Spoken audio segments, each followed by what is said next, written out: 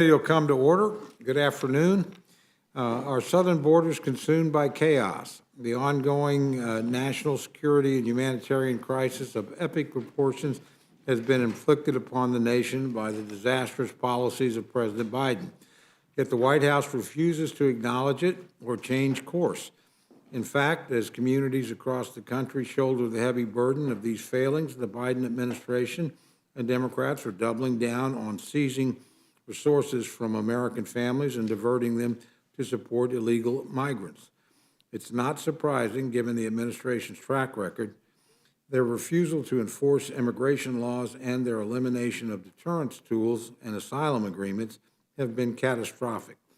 Over 2 million people have crossed the southern border illegally in 2023 alone, with drug runners, human smugglers, terrorists, and other nefarious wrongdoers taking advantage of our porous border.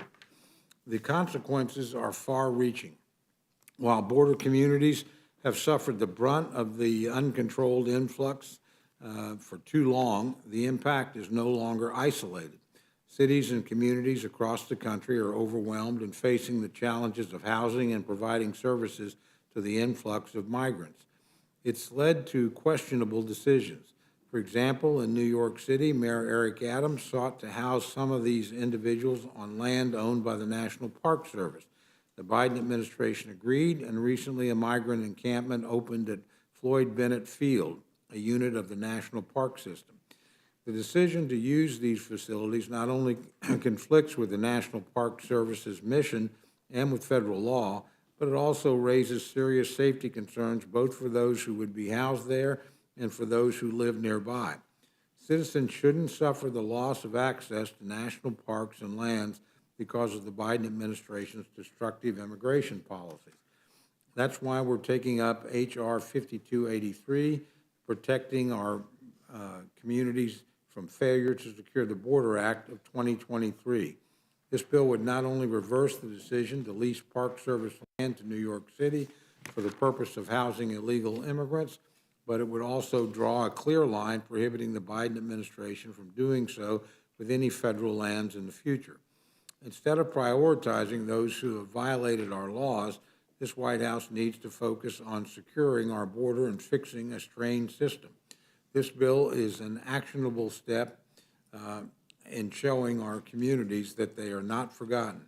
Today's hearing will also cover S.J. Res. 32, a resolution disapproving of the Consumer Financial Protection Bureau's proposed rule regarding small business lending. As we've seen time and time again, President Biden's administration is enamored with pushing one-size-fits-all regulations from Washington. The regulation at issue is no different. It implements Section 1071 of the Dodd-Frank Act, which requires the CFPB to collect data on small business lending. In practical terms, it expands the reach of federal bureaucrats to the detriment of American families and small businesses. Make no mistake, inundating community banks, including lenders making just 100 loans per year with layers of new paperwork requirements and compliance costs, won't safeguard consumers.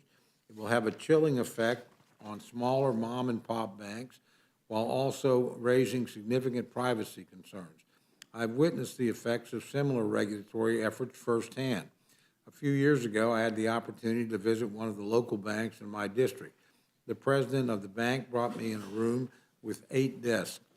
He explained that these desks were occupied by people whose sole job was compliance with the Dodd-Frank Act. While these were good, hardworking employees, the problem was clear. These were new employees that he had to bring on exclusively to comply with reporting requirements. They didn't help meet the needs of small businesses or bank customers. They only increased costs, which inevitably will be absorbed by consumers. If the CFPB's measure is enacted, local and community banks, like the one in my district, will have to bring on more people just to report data to Washington. With high inflation and interest rates already making it harder to make ends meet, the last thing Main Street needs is another regulation that makes it more difficult for them to get the credit they need. S.J. Res. 32 will support our small businesses who are job creators and pillars of our economy. Finally, the committee will also resume consideration of H.R. 5961, the No Funds for Iranian Terrorism Act.